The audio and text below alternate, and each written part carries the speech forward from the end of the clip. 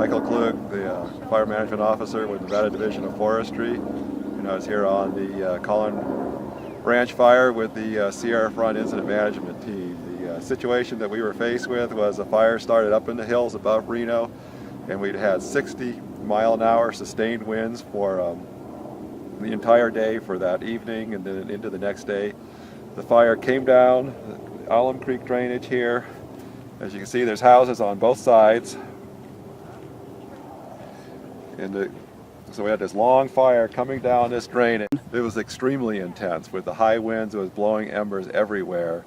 And as I said, everywhere an ember landed, there was something that burned, it would burn. And this would include, juniper trees and other flammable ornamentals that were not even near the fire front, but off into somebody's yard. It might be surrounded by green lawn, and an ember would reach out, get into that ornamental, that flammable ornamental, catch it on fire, and then spread into the house. And some of these houses were not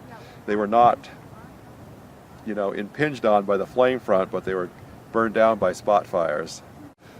Well, the problem is that once the fire got established in here, it's very difficult, very dangerous for the firefighters to get down there ahead of it with the high winds.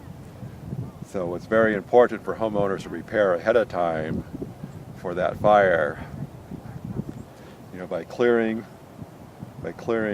native vegetation around their house, by having ornamental vegetation that won't contribute to the problem. It's not flammable, but and there's a very good publication out on vegetation or landscaping that's more fire safe that homeowners should utilize. And so just moving ahead from this, any recommendations you'd have for people living in this area? Firefighters, stop about 97% of the fires.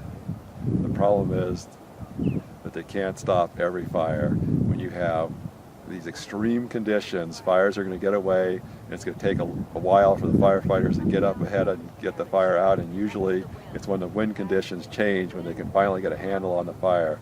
So it's very important for the homeowners to prepare their homes with all the fire safe recommendations, so when you have these extreme firestorms, their homes have a better chance of surviving. And would you say that embers were the major contributor to loss of homes in this fire? Oh, by far. The embers were landing a half mile ahead of the fire and starting new fires.